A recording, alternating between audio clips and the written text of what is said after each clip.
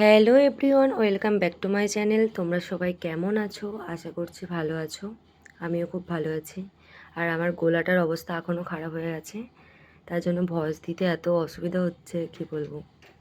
তো আজকে সবাইকে শুভ রথযাত্রা। আজকে সবাই খুব ভালো করে রথ দেখো। রথ দেখতে যাবে কে কোথায় সেটা কমেন্ট করে অবশ্যই জানাবে।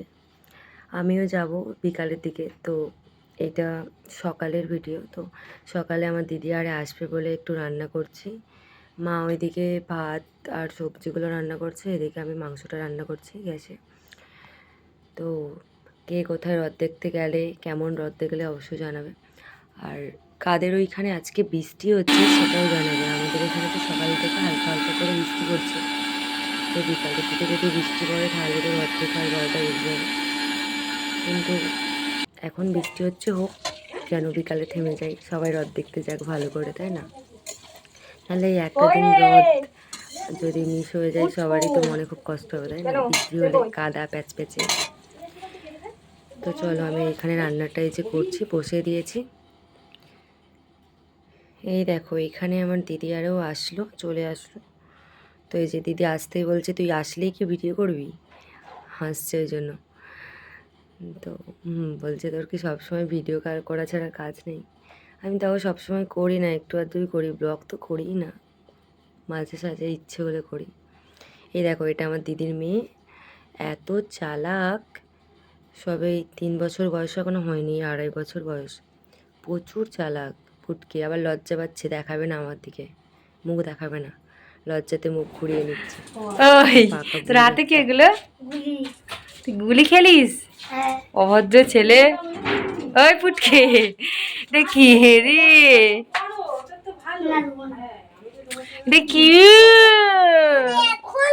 কি হয়েছে? দিচ্ছে না, কি হবে তাহলে?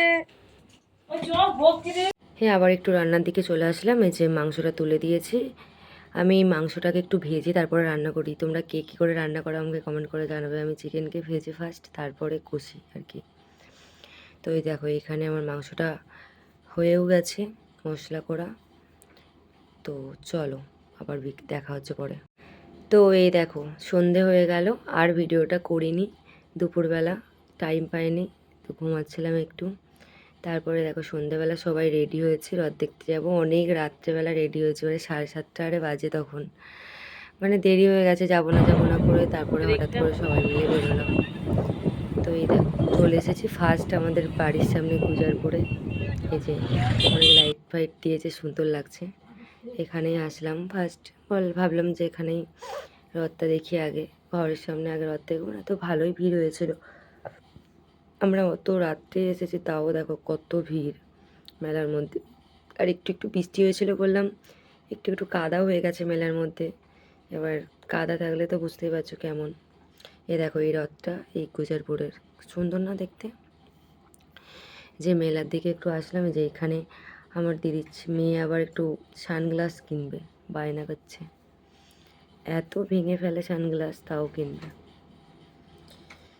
এইখানে একটু এই যে ঝুমকো, মেয়েদের সব থেকে ফেভারিট, কানের দুল। তো এখানে দেখছিলাম, আমি মেলা থেকে কিছু কিনিনি, তাও একটু দেখছিলাম মেলাগুলো ঘুরে ঘুরে। কী করব, টুকটাক ওই দিদি আর একটু আধটু কিনছিল। দিদির ওই মেয়েটা বায়না করছিল একটু খেলনা, ওই তার জন্য একটু সাজগোজ কিনছিল আর কি। তো আমাদের গুজারপুরে প্রায় রথ দেখা শেষ।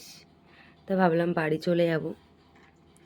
সবাই বলে না, বাড়ি যেতে হবে না, তাহলে সেই তো রাত করে বেরিয়েছি, তো সবাই একটু যাওয়া যাক শ্যামপুরের দিকে। তো এবার একটা বাইক ছিল, এবার তো অসুবিধা হচ্ছিলো। তারপরে এই দেখো, চলেও এসেছি আমরা। আসবো না করে গোবিন্দপুরে। শ্যামপুরে দেখি সব মেলা শেষ, মানে রথ পুরো আলো টালো লিভে গেছে। তো গোবিন্দপুরে এসে এখানে আইসক্রিম খাচ্ছে। আমার দিদির মেয়ের অবস্থা দেখেছো, পুরো আইসক্রিম খাওয়ার মাস্টার। তো এখানে সবাই মিলে একটু আইসক্রিম খেয়ে নিলাম, প্রচুর গরম লাগছিলো। গুজারপুরে কিছু খাইনি, চলে এসেছি কোনো রকম, রথ দেখে এত ভিড় ছিল। তো এখানে এসে একটু সবাই মিলে বলি আগে পেটটা ঠান্ডা করা যাক, তারপর রথটা দেখবো। তো এই দেখো, তার অবস্থা দেখো শুধু, কী অবস্থা, পুরো গোটা মুখ চোখ পুরো জামা ফামা ভিজিয়ে একাকার করেছে। আইসক্রিম খাওয়ার মাস্টার। এই দেখো এখানে আবার আমার মাসির মেয়ে আর এরা এসেছে, এখানে এদের বাড়ি। আর এই আবার এই যে মাসি ছোটো মেয়ে, এই যে এরা এসেছে, এটা ফুচকা। টাটা দিয়ে দাও, টাটা।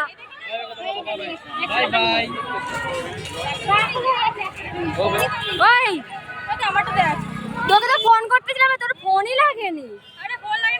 তারপরে আবার একটু মোমো খেয়ে নিলাম, মানে ভালো না মেন্ডালার মোমো, বুঝতেই পারছো কেমন বিচ্ছিরি একটা খেতে। তো তারপরে রথের দিকে একটু যাচ্ছি। রথ তো এবারে নাকি টানা হয়নি, কারণ ওখানে রথের চাকা ভেঙে গেছিলো, যাই হোক কিছু হয়তো প্রবলেম ছিল তার জন্য। তো এই জন্য হচ্ছে এখানেই ছিল রথটা। তো এখানে আসলাম, একটু রথের প্রণাম করলাম, একটু ফটো তুললাম মা আর আমি। তারপরে ভাবলাম এবার যাই, একটু খাওয়া দাওয়া করে বাড়ি যাই। রাতও হয়ে গেছিলো, তখন 11টা বাজে। তো তারপরে একটু ডিমল্যান্ডে ঢুকে সবাই মিলে খাওয়া দাওয়া করে বাড়ি আসলাম। তো আজকের ভিডিওটা কেমন লাগলো তোমরা সবাই অবশ্যই জানিও, আর ভালো লাগলে লাইক কমেন্ট শেয়ার করে দেবে, আর পেজটাকে ফলো করতে ভুলবে না। চলো টাটা বাই।